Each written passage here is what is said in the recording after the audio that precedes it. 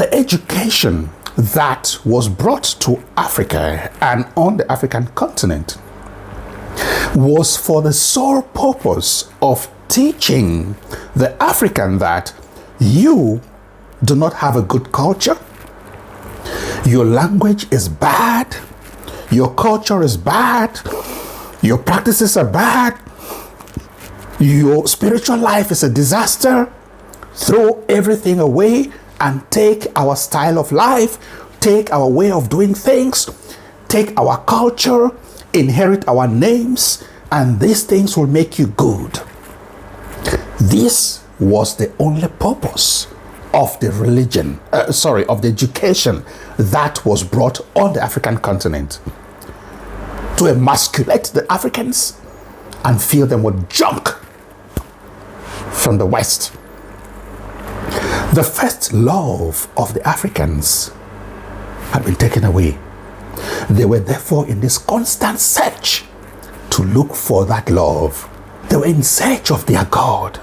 But because their God, they had been cut off from their roots, they were now approaching something they are looking at as their God. Through practices that were foreign to them, through paths that they didn't understand, through languages and signs and symbols that they never understood, but they kept learning. Now, in the course of this learning, they brought in religion. Religion completed the indoctrination. Religion completed the brainwash. Religion completed the whole thing. So you see the steps, my brothers and my sisters. First, your culture is bad. Your practices are evil. Your spiritual life is satanic. Drop them, we give you something better. So they take the African away from his culture. He is here empty, emasculated, without power, without strength, without anything. Then they fill in the so-called education, which is basically taking over the language and culture of the foreigner. Then they brought in religion to complete that process. Religion then came in to put a share over the brainwash, the indoctrination of the African. Be it Islam, be it Christianity, be it whatever it is, I'm saying it as I see it. I am not against religion. I am not against God. I am not against anything. I am pointing out facts and truths that exist, that are real on the African continent. The education that the African has got today is not to solve the problems on the continent. The Chinese use their education to solve the problems of their communities. The same in Europe. The same in other countries. The same in different parts of the world.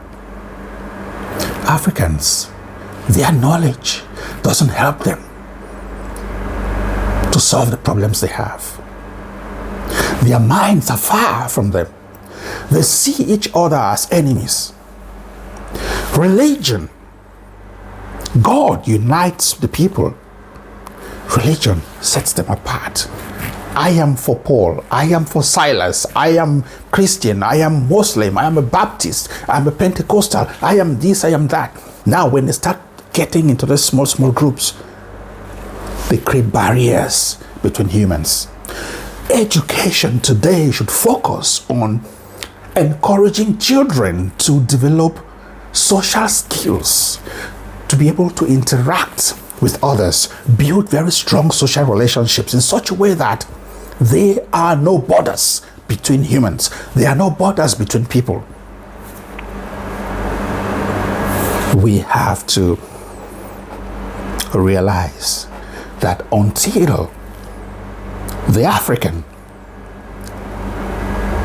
follows the right path, the African starts the process of unlearning some of the things they have learned and re-establishing their planting their feet or replanting their feet in their roots, getting back to their culture, embracing their language and practices, and looking at the world in a different way.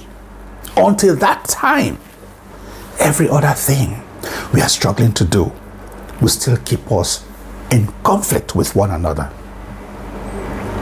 Africans hate each other more than any other thing. They don't want their brothers to succeed. They don't want this one to go forward. They just pull each other down. Just pull him down because he needs to be down. He can't go up while I'm here. Everybody down here. To be candid, religion has helped to increase the conflicts in the present African setting. And education has not helped us at all to resolve the problems of our communities. So these two, they work hand in hand. If you are thinking that maybe I'm confused with what I'm saying or I don't know what I'm saying, I want you to reflect on this. The Bible, that has been the center of the central book used by the colonialists to indoctrinate and silence the continent and make them docile. The Bible has been translated in many African languages. The Bible has been translated into different languages, so much so that in almost every village you go to in Africa, you find Bibles translated into those languages so that they will be easily distributed, easy to consume, and this is a continuation of that control over the mind of the black man. Look at education. The education that is given from the western end of the world is different from this one given on the other end in Africa. Different. Let me ask you, there are lots of books published in philosophy, in psychology, in sciences, in physics, in mathematics. How many of these books that teach people how to make wealth? How many of those books that teach people how to survive? How many of those books that teach people how to solve problems in society? How many of those books have been translated into African languages and distributed widely, so much so that it should be in every village, so that when people pick them up and read them, they understand what to do and they start solving the problems on the continent? How many of those books? The Bible is everywhere because it has to be used to control the mind of the African. True, like it or not, you're free to say what you want. You're free to put your comments down there. Say what you want to say. But this is the truth. This is a fact. A reawakening is going on. And things must be set straight. The books that guide people on how to resolve issues, the books that teach people how to survive and succeed on earth, are not translated into African languages. But the ones that make the Africans weak, docile, emasculated, and empty are printed in different languages and spread. Some of them are being given free. So ask me or tell me, what education did we receive? What religion did we receive? What about the religion? Is it serving the purpose it was supposed to serve? When you have so-called ministers of God, milking dry widows, widowers, making orphans suffer in pain, taking the very last coin from the pockets of their adherents. Why? There's more pain. Poor people come together in the name of let's go and worship God. They put in little contributions. The money gets to a certain amount. They build a hospital. The hospital becomes so expensive to go to that only the rich can attend that hospital. The poor people who came together to contribute that money can't even go to that hospital. How is religion helping the continent? Someone tell me. Tell me. And how has religion helped the continent? Someone will say the colonizers came to civilize, to spread civilization to the world. No. Africa enjoyed a lot of clean and civilized practices way before the first Westerners stepped foot on the continent. Go and read your history books. You find all these things written in them. They first of all came to Africa because they wanted land to settle on. They were looking for food. See, may I tell you now, we come to Africa, can say, no, we will fall bush.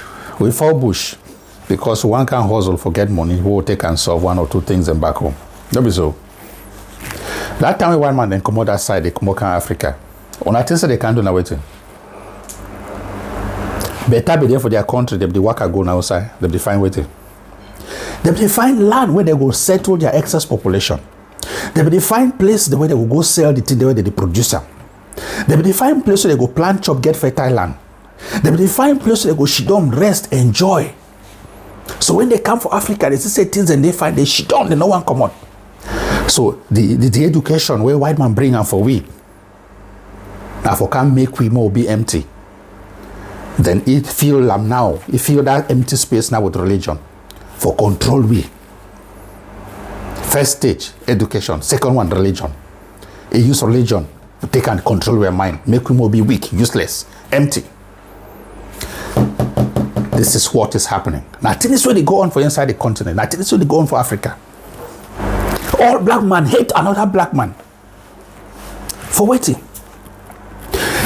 Come here. When you come here for this city, where they, you go see, you go for market, you go see more than 20 shops. All man they sell the same thing.